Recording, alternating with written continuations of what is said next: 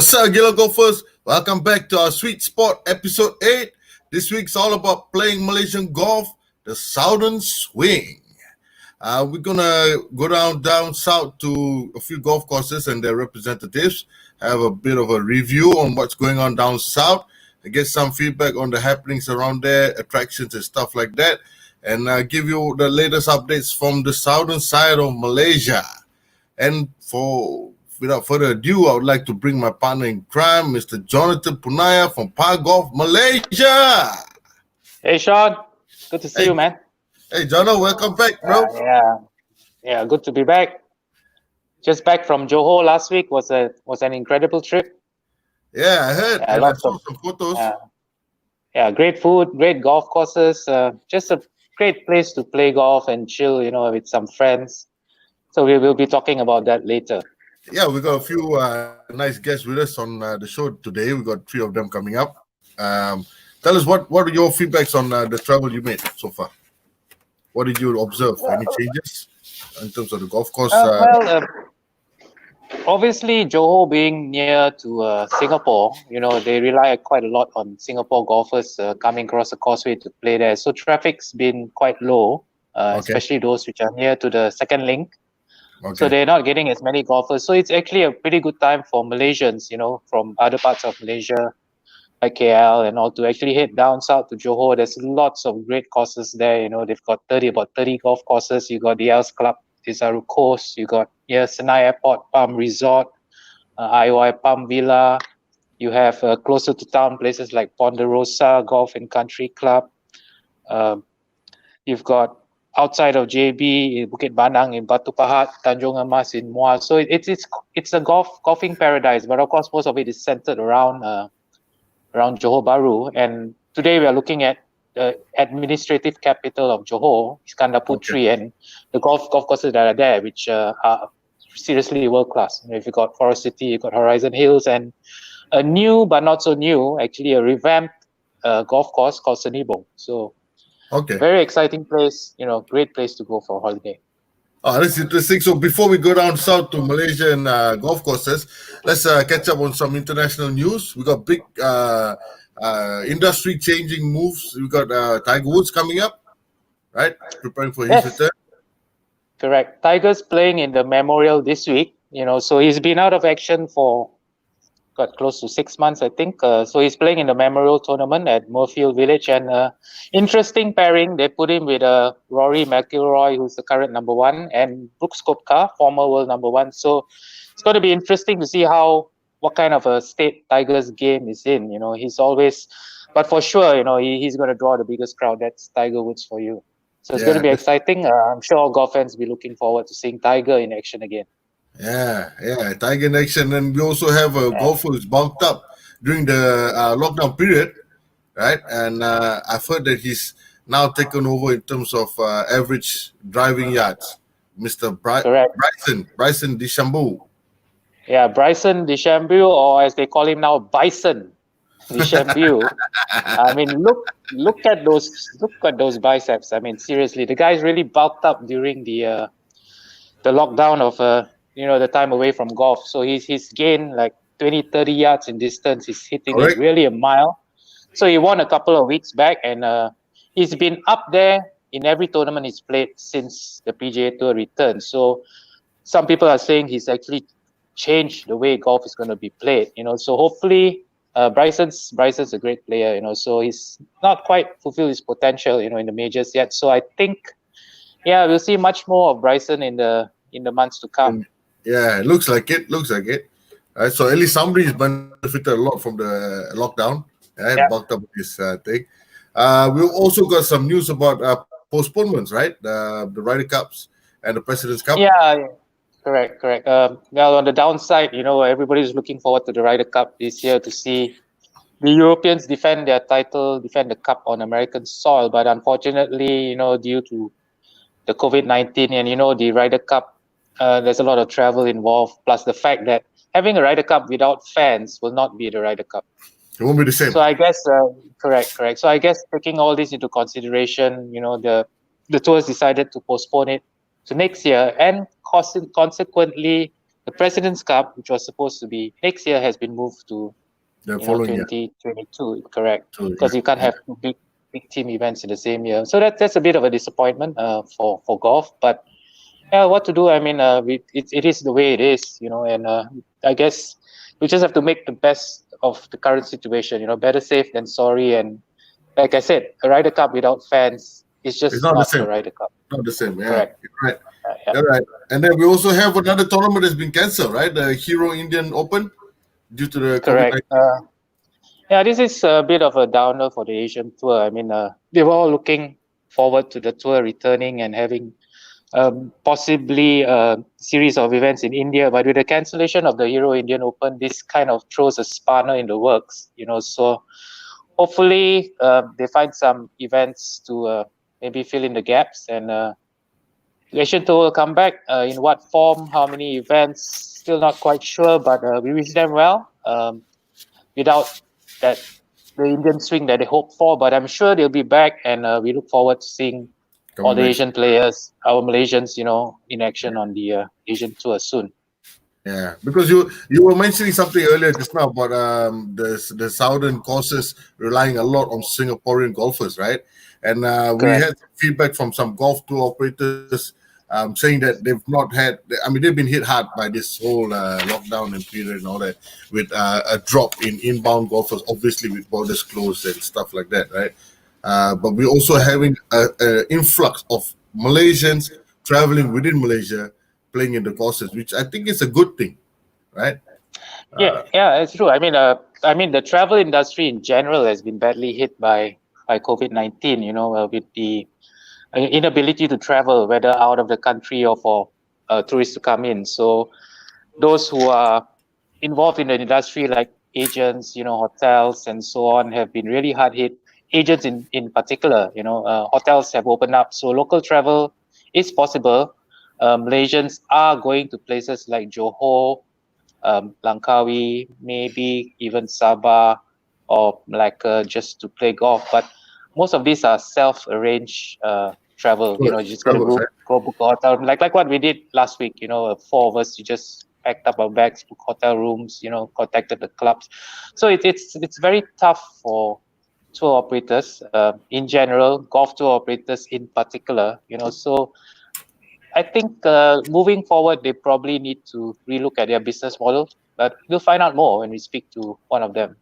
Yeah, but I think on the hindsight, it is a good thing that now Malaysians have to travel within Malaysia so they can explore courses they hardly play, right? So I think it's a blessing in disguise, right? So you got a bit more exposure to the local golfers compared to what you had before this, correct? Yep, play Malaysia golf. I mean, we've got great courses here, so it's about time Malaysians start looking within domestic. Yeah, play within domestic.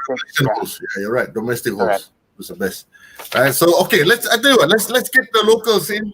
Let's see what their points of view are for our show today, and maybe they got some insights that they want to share. You want to bring them on? Are you ready for them? All right, let's bring them on. Okay, so first up we have Mr. Ng Yu Shen, Liberty Golf Services. Hi, Yu Shen. Hey, Shen. What's up, buddy? How's it, man? Good to see you. Good to see you guys. It's been a while. That's the word, right? That's the key word, right? Surviving. Yeah. Aren't we all? Yeah. Okay, we have a few guys from down south. Mr. Seng Kiat, Assistant GM of Horizon Hills Golf Club, and Eric Lim, Deputy Operations Director. Hello, everyone. Hi, guys. Hey, guys. Hi, boys. Welcome to the show. How's the weather in Johor? Raining every day. Raining every day? Wow. Not good for golf. Not good for golf, right? Only raining. The second week is sunshine, and we are getting some rain again this week. Okay. Yeah. Okay. Anyway, but as long as there's no lightning, you can still play golf. Is it thunderstorms or just rain? A lot of rain. I think light shower. Shower in the afternoon, shower in the morning. But in between, you can have a good weather without sunlight. Okay.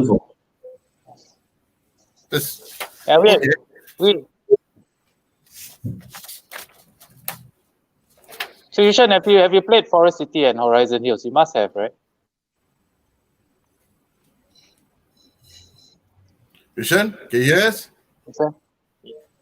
Yep, now I can. Maybe only can hear you. I can't hear the rest. Sorry. Okay. I was just asking whether you've played Horizon Hills and Forest City. You must have, right? Well, of course. You know, a trip to Johor is never complete if you've not been to Horizon Hills. But of course, Horizon Hills was done much earlier, you know, with the Iskandar Johor days and all that, Yeah. right? And then lately, of course, I must say that Forest City itself it's really a blessing in disguise to know not only the southern state of Malaysia, but Malaysia as a whole. You know, here it is. You can take Forest City as really a benchmark of what Malaysia golf truly is. Again, this is not just about southern state or, you know, the peninsula and all that. This is just really benchmarking internationally. You know, I myself being there, like the first time since the Legacy course was open, which was 2018, right? You know, the first time experience for myself, that was like, it's a huge wow factor. And if I could closely knit the experience then, and something I could still remember right now, that is, you know, I felt that was one of in those like 5-6-star even premier course in Dubai. I won't name them, but it was the exact same feel, you know, that I had. But that was really in the soil in Malaysia, in Johor, something that all of us should be really proud of, you know, that we have something of that standard, that caliber. And of course, not to forget Horizon Hill as well. No, they set the standards for being a championship course for a very, very long time as well. Two quite distinct courses, but, you know, coming from a tourist perspective, it obviously gives you the satisfaction of playing Forest City. You know, it's a great 36-hole resort course, and then, you know, if that you're not done with, you know, you still have Horizon Hills to you know, like knock you down if you think your golf is really that good. Hey, yeah, it's knocked me down a few times. But of course, that was after like a dozen beers on golf course. So I don't know whether it was the golf course or the beers. It's all about the beers. It was the beers, bro. It wasn't the game. It wasn't the game. But I gotta say, I think the courses are cool. We played at Horizon, and also we played at Forest City last year. The courses were very well maintained, open and nice, challenging also, 7 holes, but you still have the space. A bit forgiving compared to some of the tighter courses here, but a lot of greenery, which is a very nice change to the whole course. Right? I think there's and well maintained. I got to say, it's well maintained. The greens are running good. Only thing is when it rains, then some of the parts of the courses get very damp. So that's the only problem we have. But other than that, I think the courses are good. Very nice maintained, just like what Yushan is saying. For a tourist point of view. Speaking of tourist point of view, I mean, perhaps you could start off by telling us a bit about Liberty Golf Services. I know it started out with your dad forming Liberty Travel, right? How did the golf part come about? Yeah, so just a bit of a long walk of his memory lane. So this company was set up in 1976. So obviously, as just a regular 1976. Before I was born. Before I was born too. John can't say the same thing. So it started off as a corporate travel agency, you know. So doing the usual ticketing, hotel reservations, and all that. And then we moved on into MICE activities, you know, being a meeting incentive planner, and start organizing like much bigger group travels and incentive trips, of course. And then sometime in about the late 90s, myself, Simon, he being a very avid golfer himself, playing golf since like in the 70s, since the early 70s, I believe. So there was a void, rather, or there was an opening. There seems to be there's nobody who was able to book golf for Malaysian golfers back then who wants to travel to neighboring countries like Indonesia, like Thailand, you know. And it seems to us back then, or rather seemed to him, that, hey, hang on, why does everyone come to me just for these kind of bookings, right? You know. So he didn't mind doing back then, you know, just for friends and favor, and then favors escalated to something commercial. So about 99 year 2000, so he officially opened set up the Liberty Golf Services, which then started off as an outbound golf travel company. So the top destinations back then was it still is our top destinations these days, which would be like, you know, your Bangkok, your Chiang Mai, your Jakarta, your Bandung, and so on. And then there's the Indochina travel as well. And then I myself came on board in about somewhere in the mid 2000s, And seeing that Malaysia itself, so I try to look things from the other way, you know.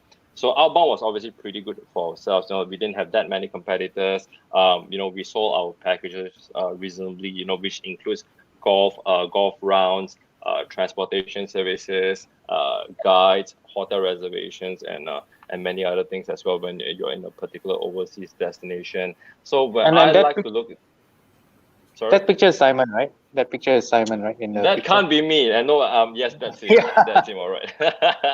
Yeah, that is the one of the awards we won last year, I think, from the Okay. Okay. Tourism Authority of Thailand in recognizing our efforts in promoting outbound golf travel from Malaysia to Thailand all these years.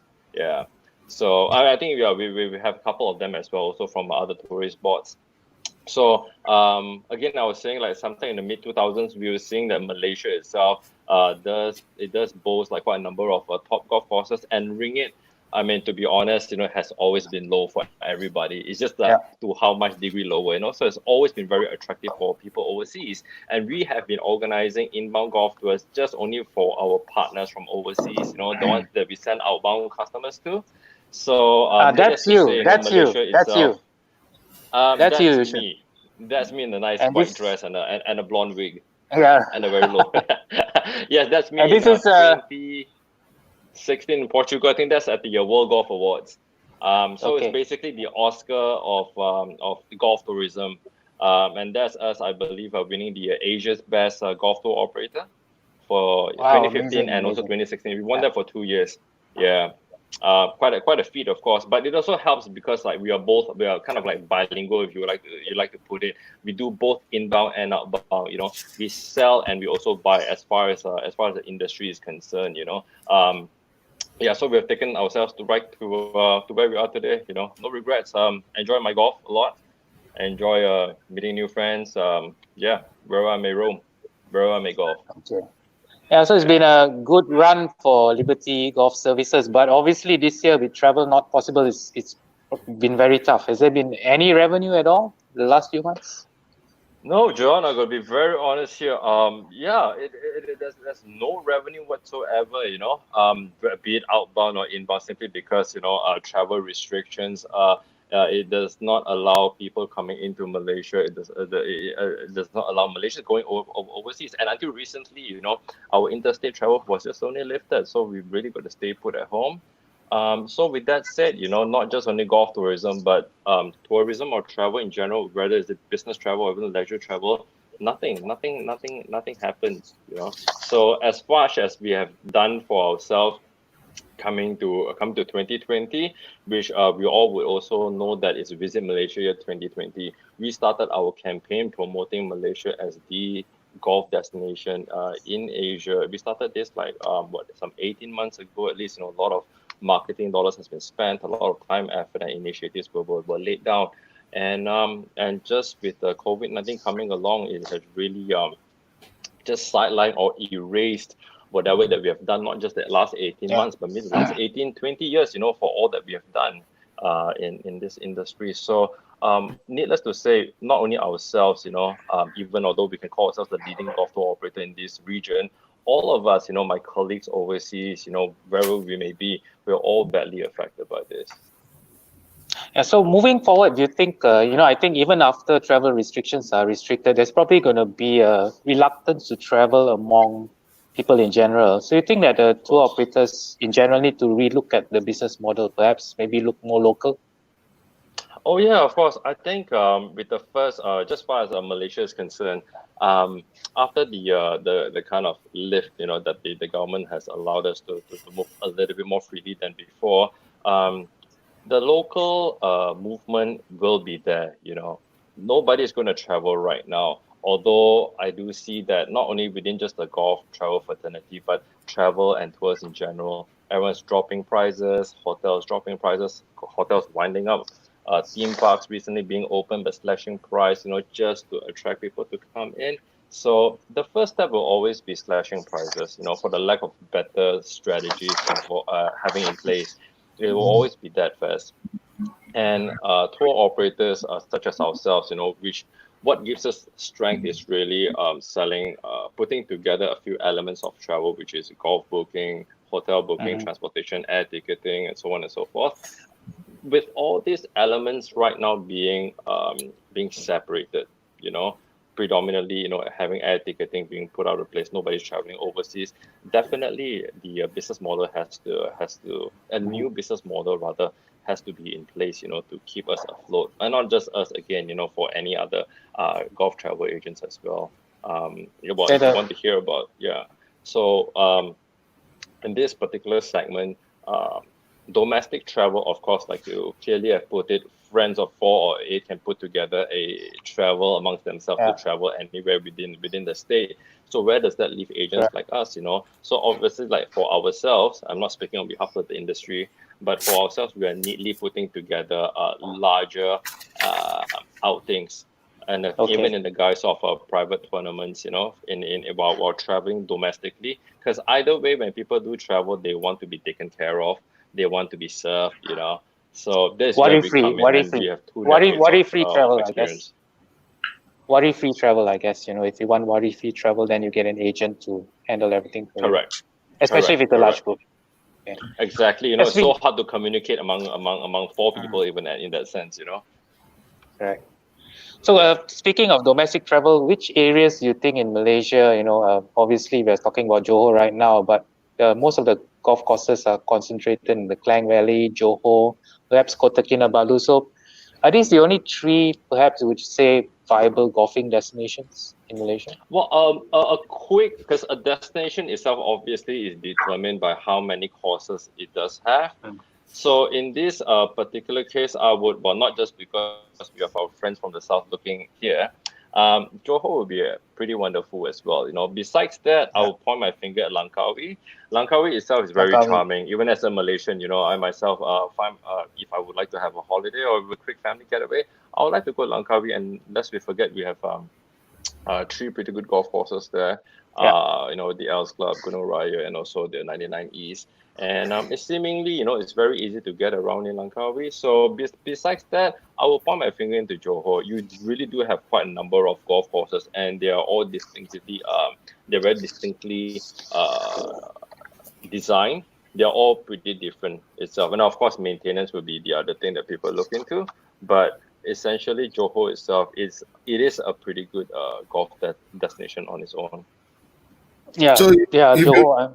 If you're doing just, you should just elaborate a bit more. Do you guys also do the full package for those golfers? As in, if they bring in partners, they bring in families, do you guys look after that, or you just purely do hotel and golf?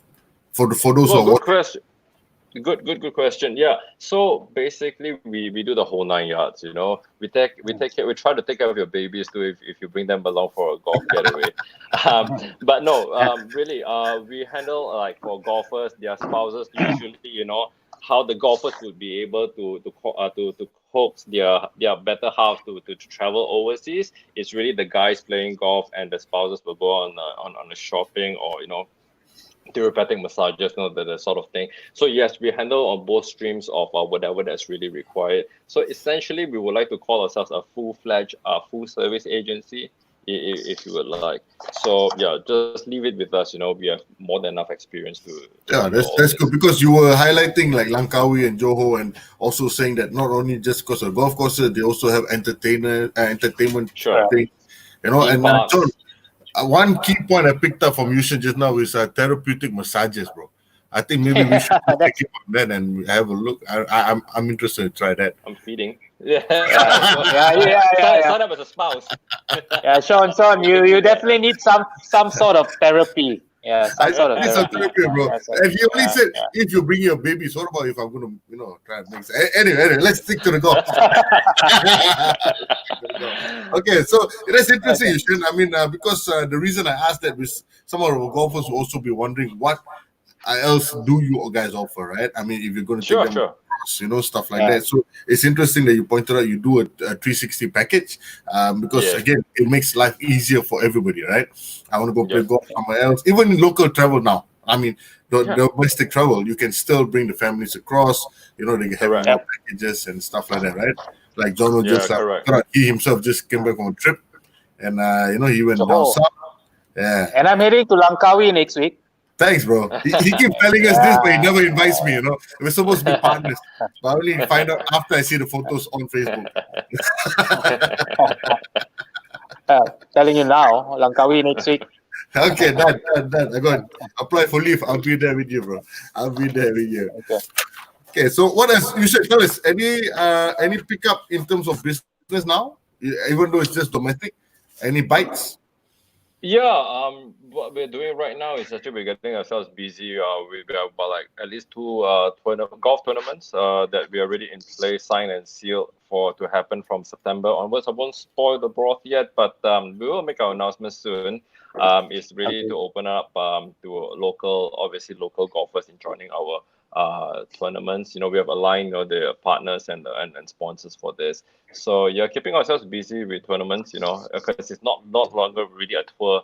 But of course, we also have experience doing tournaments not only in Malaysia but overseas as well. Again, that is another I would say strength that we have, with the huge experience that we have for so many years. We know the ins and outs of particular golf courses, which can or which cannot hold tournaments, if you like. So we're doing our stuff in September, just in about 2 months' time. So yeah, watch this space. Watch this space. Yeah. You have a very strong supporter in Kevin.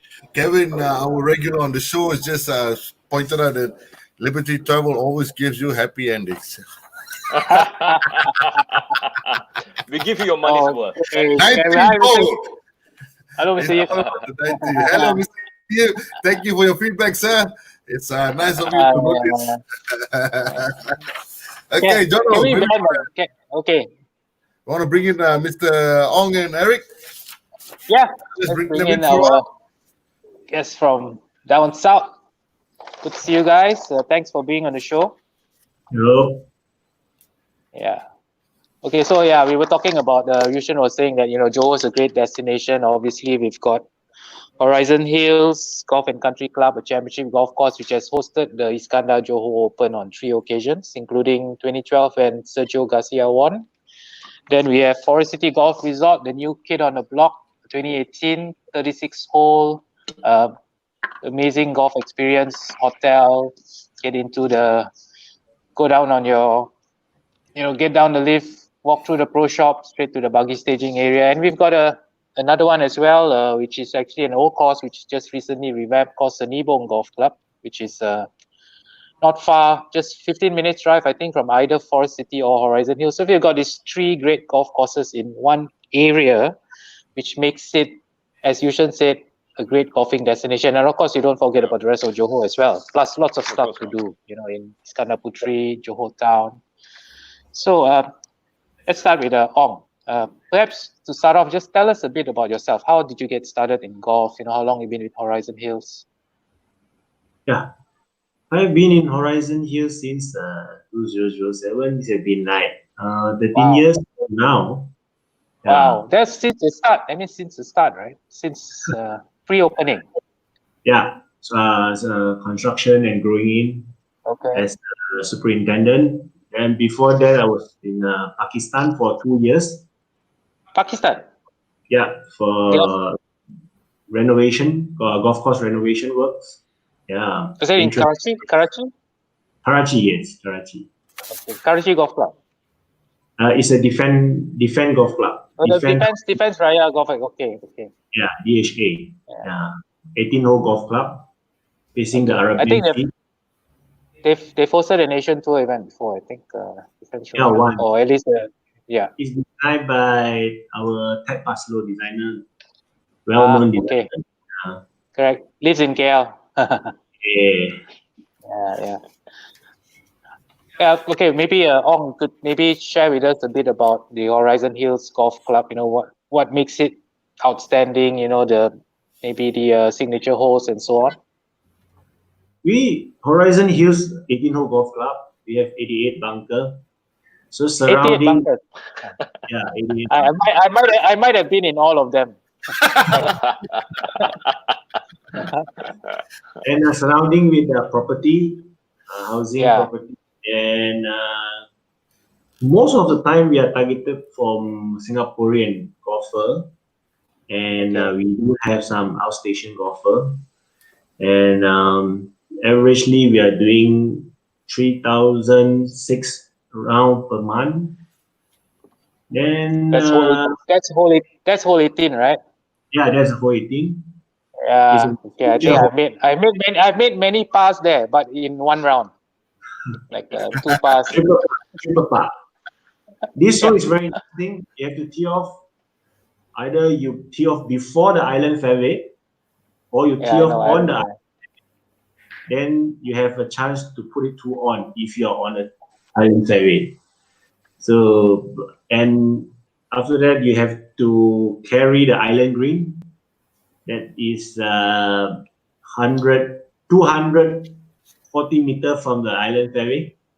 And that's a pitching wedge for me. Pitching wedge for me. Yeah, that is the third shot. Third shot, we will be doing 100 meter or 120 meter over the island greens. Kevin Yip just asked how many ponds. Kevin Yip asking how many ponds. Quite a lot of water, right? They only have 3 main pond, but every hole water. 3 main pond covered with all the river. Okay. So basically, every hole there's a water on the right or water on the left.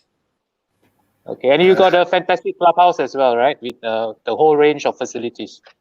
Yeah.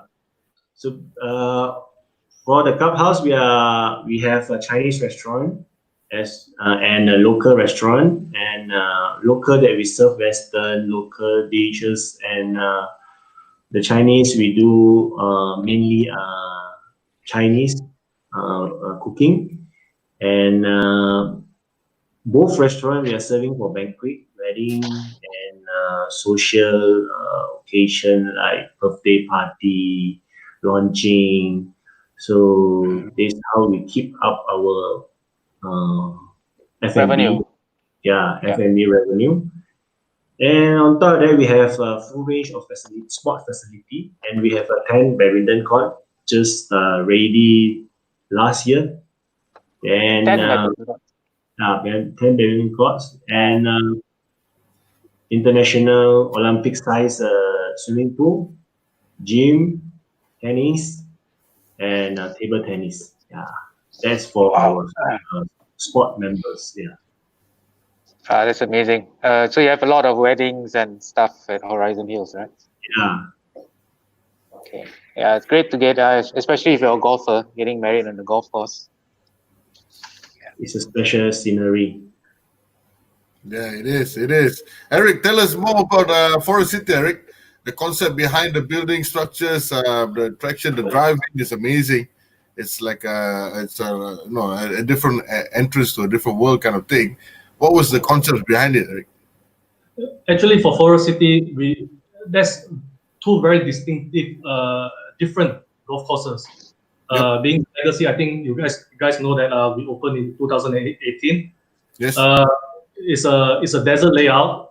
When Ong mentioned 88 bunkers, we are surrounded by wasteland. a lot of bunkers in play. You have some short holes. For example, hole 11, playing off the blue. If you're a long hitter, you can get it 1 on the par 4. And for classic, I think there are a lot of water in play. There's a lot of stream waterways. A lot of water in play for classic. Both are 70. Oh, you're saying, Eric? You're saying something?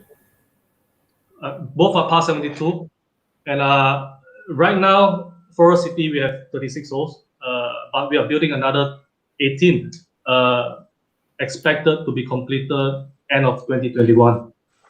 Wow. Yeah. Wow. So we'll have 54 holes to choose from at Forest City next year. Yeah. 54 holes. Okay.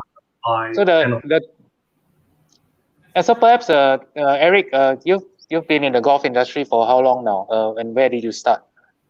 Well, I started my internship actually in La Costa Resort and Spa in Carlsbad, California. California. Wow. Yeah, that was in golf school. And from West, I moved to the East. I pursued my computer science degree, but I ended up working in a golf course again in East From Amherst. computer science to golf. Yeah. Ended up working on a golf course again. That was in East Amherst, New York, Glenelg Golf Club. And then back in Asia, I worked in 2 golf courses in Vietnam, one being Song Bay Golf Resort, which is in Ho Chi Minh City, and the second one in Nha Trang, Diamond Bay Resort, before coming back to Malaysia. In Malaysia, the first golf club I worked at was what we call it TPC KL now, but during my time it was Kuala Lumpur Golf Country Club, KLGCC. KLGCC, yeah. Yeah, where we hosted CIMB Classic, signed up the LPGA, MMO, Malaysian, Maybank Malaysian Open, a couple of PGM ADP tours. After KLGCC, I moved to Kuantan, Mahkota Golf and Country Club, NGCC. Right. And I met you there when you were there. Me there. Still, I think rated the top club in Pahang before moving here at Forest City. Yeah. Okay. Forest City is very interesting. It's a bit different from your normal golf club, right? You have the hotel on top, so you just basically come down to the lobby, register at the pro shop, walk to the buggy staging area. So it must be a bit different, right? Managing a facility like Forest City. That's right. Because we are built, we don't have members. So it's actually built as a facility for Forest City homeowners. That being said, of course, we don't receive subscription fees during the MTO, and a lot of the revenue definitely comes from corporate golf and also from walking golfers. Without the clubhouse, like you mentioned, we do not have a clubhouse. It is a hotel. It's a 5-star international hotel. We have about 300 rooms. 298 to be exact, I think, for the golf hotel. Yeah. Swimming pool and gym is only catered to hotel guests. Other than that, we have a big golf shop and 2 amazing 18-hole golf course at present. Okay. Okay. Before we move on to the next question, there's actually a question from a viewer, perhaps Shen, being a tour operator. He's asked, which is the best value for money golf course in Malaysia? Quite a difficult answer to go. Malaysia, yeah, the whole entire Malaysia. Yeah. Just the golf course itself. Rather, I would. Of course, this will stamp in both. I'll stand between both like professional and also my personal opinions. But anyway, I just like to rojak it up because I can. Okay, I would say very good golf course, which is extremely value for money, would be a Templer Park Country Club. You know, the golf course. I've played like multiple times, and never there's one time I really caught it off guard. You know that the stream on maintenance. You know. And the layout itself is really perfect. It's not easy. It runs pretty long as well. It is a bit difficult, averagely, of course. But that itself, I find it. It is an amazing golf.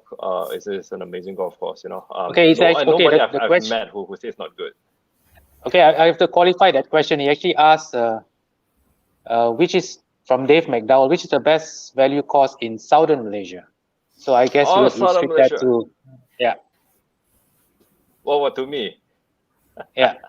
I would put it as a best value course.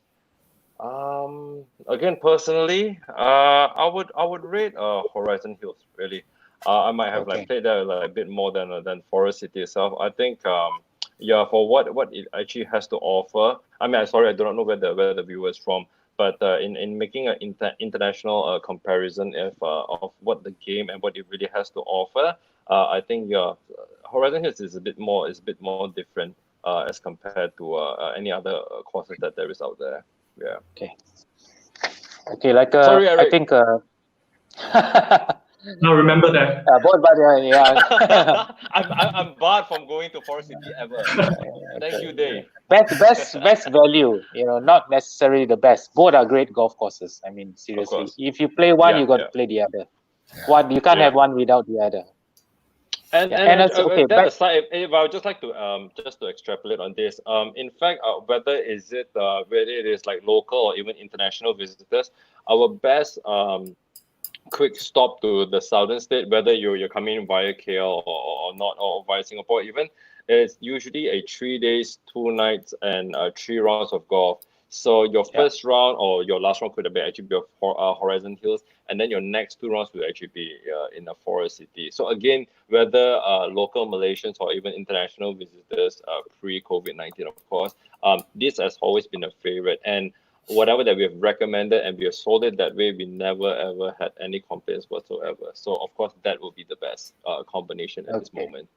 Okay, great save there, Yushan. Good save. So now you can go to forest. Good save. Yeah, safe far. Good save. Out from the bunker. Okay. Back. Speaking of bunkers, I think golf in Johor has been a bit bunkered recently because Singaporeans, can't come over. So perhaps Ong and Eric, let's start with Ong by reason of seniority. How big has the drop been? Compared to say before the MCO with Singaporeans coming, and now the month of June, the full month, but obviously without Singaporeans, how big was the drop in terms of percentage, in terms of traffic? For overall golf course in Johor Bahru, as we have 15 golf club that we are reporting to the group every month, from the statistic that we can see, for month of May, we are dropping 60% compared to last year. For month of June, we are dropping 48%. So there's a slight increase, I believe, is from outstation golfer. Outstation, outstation from Kuala Lumpur, Penang, and there is from Keluang, Muar, and Batu Pahat. So it will fill up the gap. So for Singaporean to coming into Johor Bahru, basically I would say that it's a 50% to overall in Johor Bahru market. And there are also many Singaporean bought membership in Johor Bahru. And for Horizon Hills, we are most of the time we are catered about 50% Singaporean. There's two groups of Singaporean. Weekday we are catered Singaporean local Singaporean, and weekend we are catered expatriate from Singapore, where they are working on a weekday. So for month of May and June, averagely we are dropping about 50% from Singapore customer. Okay, well, Eric, what about Forest City? How big has the drop been without Singapore coming in? Well, for the second half of June, we do see increase of traffic coming into Forest City. Beginning of July, we actually see an influx of golfers, domestic golfers. Most of them being from Klang Valley. We do have golfers from up north, Penang. But overall, definitely there's a drop of total golfers. Regardless of whether the border of Singapore, overall the border is closed for all the countries to come in. So we do cater to a lot of Koreans and Japanese throughout the year. So I would say there's a drop of 30-40% from our side. Yeah. So I think for both of you, I guess moving forward, even though post COVID-19, perhaps there might be a more focus of marketing both your facilities to Malaysian golfers, in case this happens again, where borders are closed. Yeah, and of course with the help of people like Yushan. Yushan, yes, sir. Now, you mentioned earlier, most golfers who go to Johor, the Iskandar Puteri area, they'll play 3 rounds, 2 at Forest City and 1 at. But now we've got a new kid on the block, Senibong, which is actually for Rizia, which I think is opening 18. It's full 18 in October. Yeah, I know. Sunny so what? So I think, Senibong. Yeah, so what do you think of, with Senibong coming in, so you can probably have a 4-day, 3-night, 4 rounds of golf. So what about the whole area as itself, Iskandar Puteri? with Senibong, with the other things to do like Legoland and the Puteri waterfront and so on. It's a great holiday destination itself. Definitely. Within a closer circle of say sprouting out of golf courses, a destination is really great. Once it has at least within minimum 3 18s. We saw that at a huge rise. In fact, I think they would double the number of bookings when the first 2 golf courses in Da Nang when it was open, and then a third one open. And in fact, the first 2 courses didn't lose business. In fact, they almost doubled the booking that very same year itself, because people are coming in. So same case with Forest City and Senibong, and of course with Horizon Hill as well. Once you have this really great combination of these 3 great golf courses put together, people will just come in. Whether I'm going to play you first or play you last doesn't matter. Most importantly that people would actually visit, and actually they will spend a number of rounds. But of course now with Forest City having like a 54 hole, it's good. It's good as a destination as a whole, because people are just going to spend a bit more time, and they haven't got enough. They will always come back. Of course, being reasonable value being the key takeaway here, of course. So it's definitely exciting times for that area. Oh, that's interesting. Yeah. Right. Okay. We're about to go on a commercial break, guys. But now, after we come back, we want to know the real part of golf tourism. Okay, the entertainment, the nightlife, and all those. 19 hole. Yeah, 19 hole, bro. Okay, so can you guys please think about it? You got 30 seconds to tell us the juicy part. Now it's Sean Pereira's turn for the show. We come back to this break. Okay. Listen to that laugh. Be afraid. Be very afraid.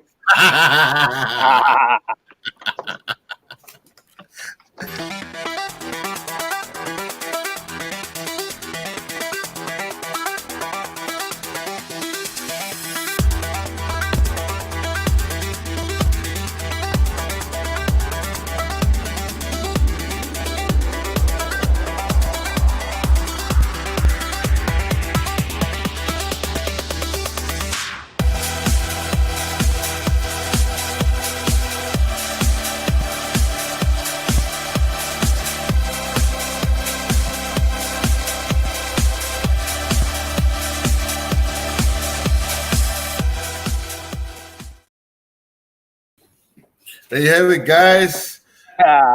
Jono, you want to explain? Your new Pago. Yes, sir. Tell us a bit more about that.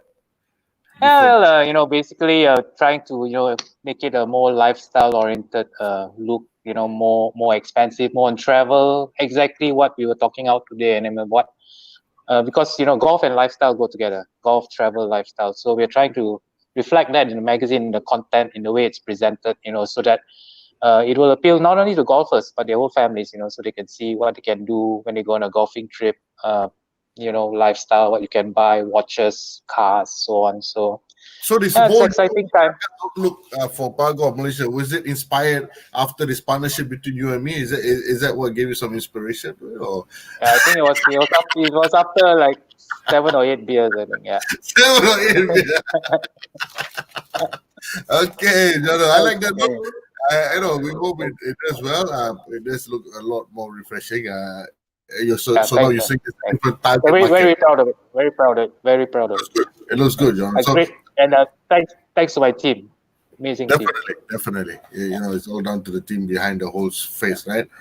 Okay, guys, let's bring up Miss Producer. Let's bring up our guests, our 3 guests. I want to talk about the 19th hole and the attractions down south. Okay, let's go. Let's start with Eric and Og. Eric, tell me, since you've traveled, you've been in America, you've been to Vietnam, you've come back to Malaysia. What would attract golfers on a whole in around your golf courses? What are the entertainments around there that you guys have? You're asking the wrong guy, I'm asking the wrong guy. I'm still very new to golf. And that's the reason why Ong is here. And we are okay, Ong. Okay, tell us. Where is the 19th? I mean, what is the entertainment in Johor? When you come to Southern, they call it the Southern Tiger. Southern Tiger. Yeah. Okay. I like that. Elaborate. Tell me more.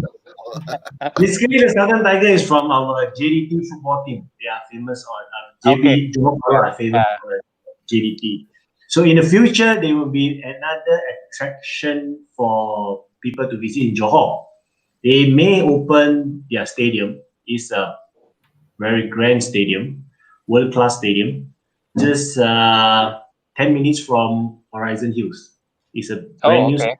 Yeah. So you have to be, when you play golf in Southern, you must complete everything. Golf, food, drink, massage. So if you want more, you can take a ticket and get a ticket from a ferry terminal to Batam. There's only 1 hour, 2 hours. So what happens in Batam? What happens in Batam stays in Batam. Stays in Okay. Batam. Yeah. So if you want, to know more about Batam, you have to get Batam club manager for the interview. The next. Next show, Sean. Next show. Yeah. Definitely. Okay. Hey, what about food? I mean, golf and food go together. You know, Ong and Eric. What's good to eat around? You know, in Gelang Patah, Iskandar Puteri, Bukit Indah. I'm sure there's lots of great food. Gelang Patah famous for seafood, and and Johor Bahru have been opened many seafood restaurants. And look, sambal udang. Yeah, and we have a few area facing the sea. There's at Orang Asli area. I think John, you have been there. Correct. Yeah. Gelang Patah, is it? Gelang Patah area, yeah. Oh, and, that's new Chuaki restaurant. The signature noodles in Gelang Patah, right? That's a new Chuaki. Yeah. And that's the famous lobster nasi lemak. Yeah. Okay, where is that in town? It's very near to Mutiara Hotel. Okay. Yeah. How much would that cost? A plate of lobster nasi lemak? 35 ringgit. Oh, but it's worth it, right? Yeah, it's worth it. Yeah. And they have big giant sotong nasi lemak and the fried tilapia fish nasi lemak. They have a various specialty on this lobster shop. Yeah. Okay. Then we have Grand Street View at the Danga Bay and Grand Seafood. Grand Seafood. Yeah. Near Thomas Jaya. And for Chinese cuisine, there's one famous one in Marina Hotel, which is in Forest City as well. What about halal food? Is there a lot of choices for halal food as well? Yeah, there is. There is around at the Danga Bay area. Yeah. Like Grand Sea View, Grand Street View, then the you mentioned that one. Grand Seafood. Grand Seafood. Yeah. Grand Seafood. Okay. Yeah. So there's 3 grand. It's a lot of grands in the southern region. Yeah. There are actually a lot of floating seafood restaurants in Gelang Patah. I've been to 2, but I don't remember the names. Yeah. Okay. What are the price range like, Eric? Reasonable? What are you looking at, budget-wise? For 4 person, it's about 150 ringgit with drinks and food, like 6 dishes. Yeah, it's very, very reasonable. Oh, that's good. No, just for some viewers who are watching, so at least they know roughly what's it going to cost. Whether it's too expensive, too low, but 150, I think is quite reasonable. Very reasonable. Right? We have a comment from Kazarul, the 19-hole alamak. So I don't know why. So speaking of the 19-hole, I mean, okay, let's stay a bit clean here.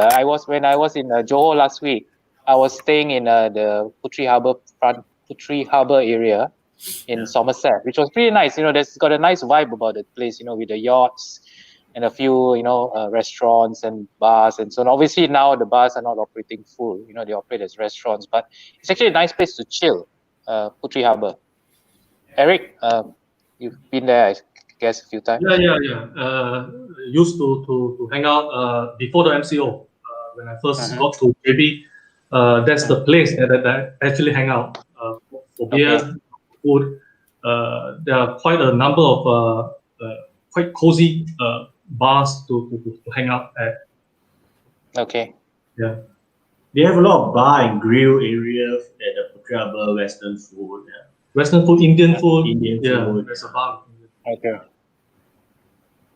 And then nearby you have the near the Legoland. There's a big supermarket there, which is quite cool as well. If you want to buy stuff and cook in your apartment. That is at the Madini Mall. Madini Right. Mall, correct. Madini Yeah, Mall. quite a nice place as well. I'm not sure we mentioned JPO. Yeah, the JPO. JPO. Let the of course. houses Sorry. shop in JPO. You can play 36 holes. One day. That is a 19 holes.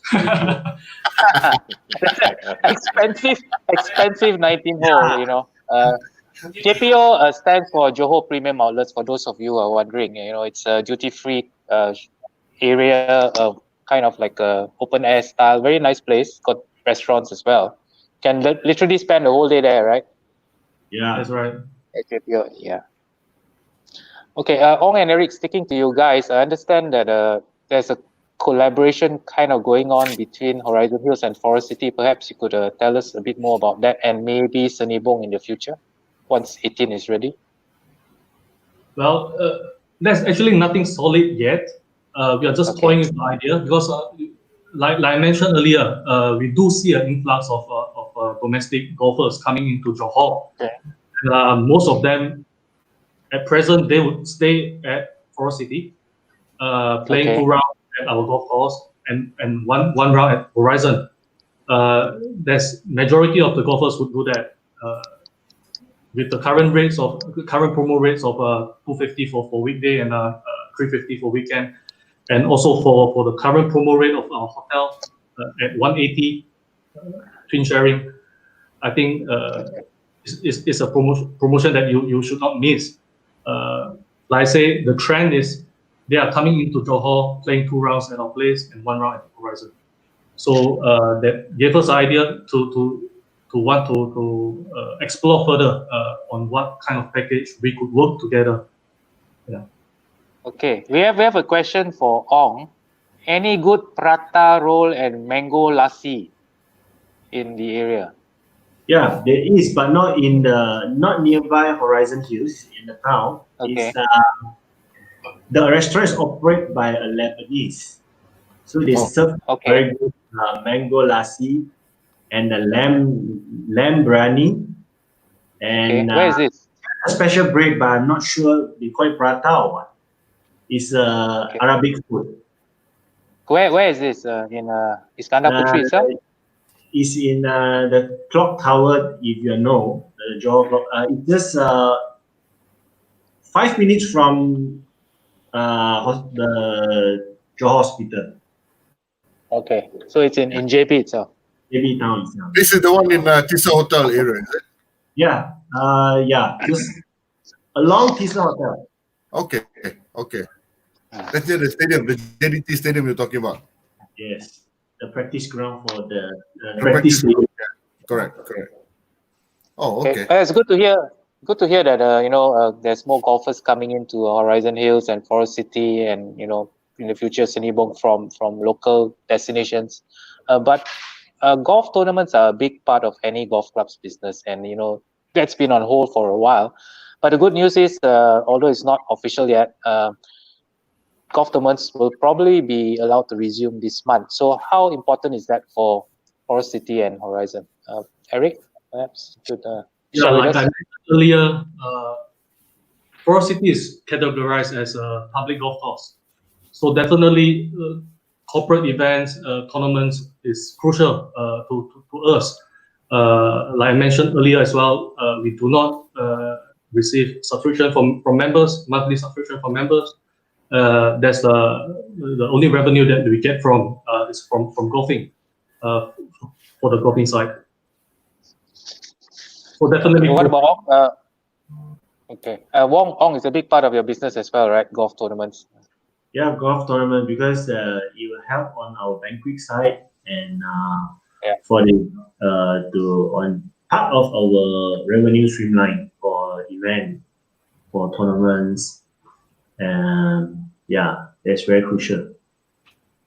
Okay, Shen, you mentioned earlier that you're going to have golf events in Malaysia, inbound, similar to what you did with the Liberty Cup when we went to Siem Reap and out of Malaysia.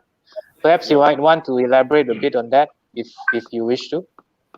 Oh yeah, of course. So back in 2012, 2013, we established our own series of tournament which we bring Malaysian golfers overseas. So we dubbed it as the Liberty Cup, and much to our surprise, or well, rather we were not that surprised, but it's a good thing nonetheless that we have very good following with the Liberty Cup. After having done about 3 to 4 years, so the places of that we have organized this to were actually in Siem Reap, Cambodia, which you yourself have attended more than once and had a lot of I good don't time. remember much. I don't remember much. I don't remember much. I think it was a bit vivid, wasn't it? Then also we've done it in Jakarta, and also we've done it in Ho Chi Minh in Vietnam as well. So that was pretty much the Malaysian golfers going abroad. Really, chaperoning 100 to 120 golfers, sometimes including our spouses as well. It's no easy feat. But since I know with this whole COVID-19 thing that's come about, obviously we have to integrate and rather improve into this Liberty Cup and doing something local on this. As Eric and Ong has already pointed out, golf tournaments are obviously important for the golf clubs, but it's equally or if not more important for us, as not only inbound golf tour operators but also golf tournament organizer. Because seemingly, we will be able to pull in the rich pool of sponsors and partners that we already have that's been working with us for so many years, and to actually entice them to come on board, for us to pull in a good show in the guise of golf tournaments locally here is something that we are going to look forward to organizing this in a very short time.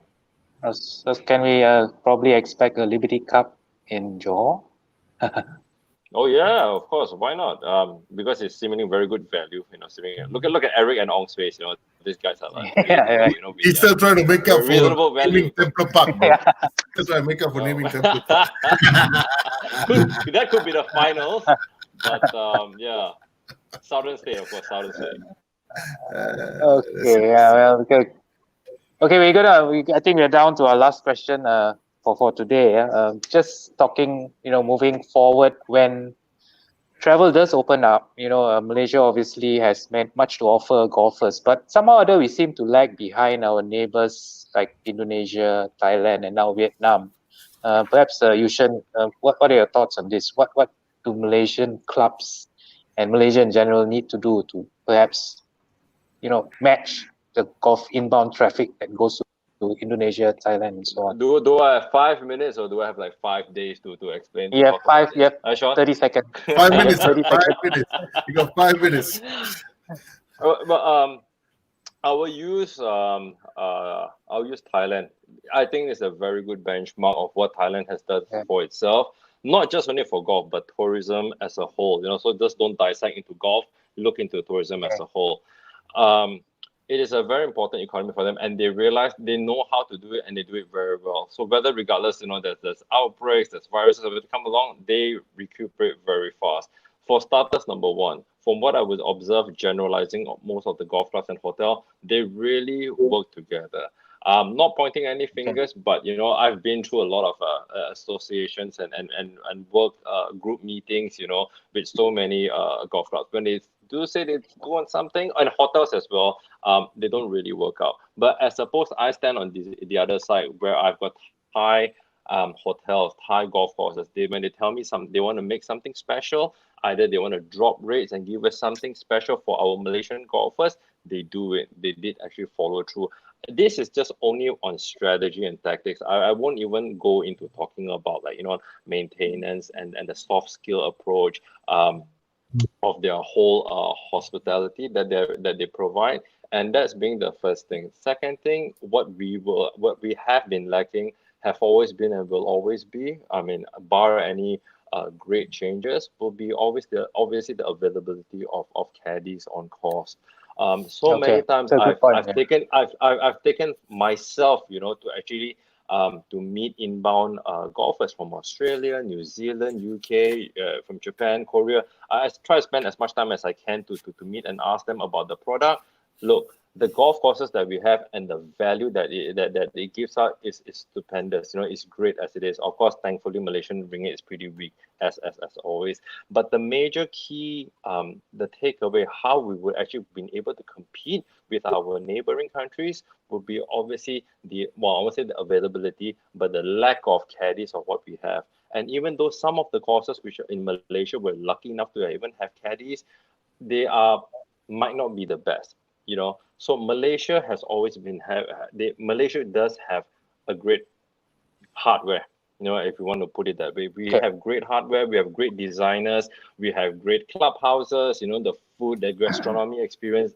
We're really good at it, but we just miss one thing, and the one thing that does not allow us to compete on toe-to-toe on the same level basis is the lack of caddies. So with these two key points, I think that really has set back the golf industry. We chain ourselves, John. We put ourselves on shackle, and we expect to compete internationally with our neighbors. So that is one thing that has really hampered us for the longest time.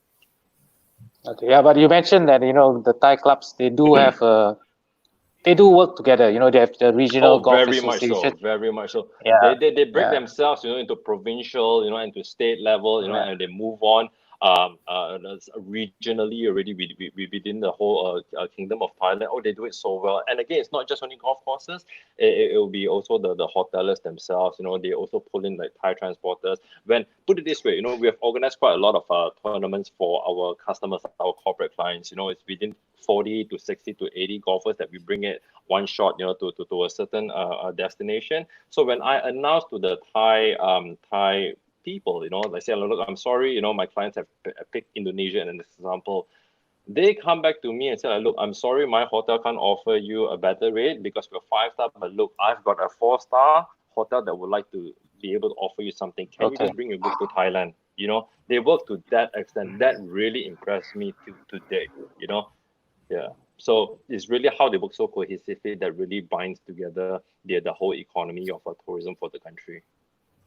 Yeah, so but what we are seeing in Johor right now, with the Horizon and Forest City working more closely together and possibly in the future, Senibong. Yes. So Ong and Eric, I think what Yushen says has a point that golf clubs need to work closer together. And you guys have a Johor Golf Tourism Association, right, which is an umbrella body for golf in Johor. Yeah. Yes. We have a Johor Golf Tourism Association. Our patron is Tunku Panglima Johor, and chaired by Colonel Jama. Okay. I'd just like to add on what Yushen said just now. I actually agree on the point of the caddy service. One thing is the lack of caddies in Malaysia. So therefore, the service that you receive is in Malaysia is common to have twin sharing caddy usage. 1 to 2. While in Thailand or in Vietnam during my time, caddies are compulsory on a 1-to-1 basis. Therefore, I think service differs if it's 1-to-1 and 1-to-2. That make a big difference, I think. Yeah, hopefully obviously Vietnam, Thailand, Indonesia can do all that because they do not have a human resource. They don't have a caddy issue. They use the caddy to sell the buggy. So every single golfer has a single caddy, single buggy. Whether you go to golf course A, B, C, or D, hey, like it or not, it is like that. And after the longest time, all these people hold the fort that way. All golfers, whether local or international, they have to abide by that. That is the local club rule. That is the local policy, And correct me if I'm wrong, Eric. I mean, that's a very good revenue, right, for the golf clubs, You're able to multiply your buggy sale, if you like. Yeah. Correct. Yeah. Because the caddy play a very important role. And exactly. With the golfer for 4 to 5 hours, that introduce, the local tourism. And if you educate them, then they will do more on tourism side of point of view. Yeah, exactly. Yeah, so hopefully that caddy issue gets resolved soon once things get going back after COVID-19. But thanks so much for being on the show, guys, for all these insights. And end of the day, Johor is a great destination for golf. And No doubt, Malaysians can't travel out, go down south, head down south, play Malaysia golf, do your southern swing. Must do it. Look for us. Yeah, and look for Ong and Eric. Yeah. And watch out for the Liberty Cup at Horizon Hills and Watch this space. Watch this space. Thanks, guys. Yeah. Okay, guys. Thank you, See you guys. soon. Cheers, guys. Thanks to Yeah. everybody. Good night. Thanks Thank you. for Thanks for having us. And here, Thank there we you. have it, golfers. We'll see you guys next week, same time, same spot, with the next bunch of guests. Thanks to everybody here, Yushan, Eric, and Ong. We'll see you guys very soon. Thank you. Take Thanks care. for having us. Bye. Thank you.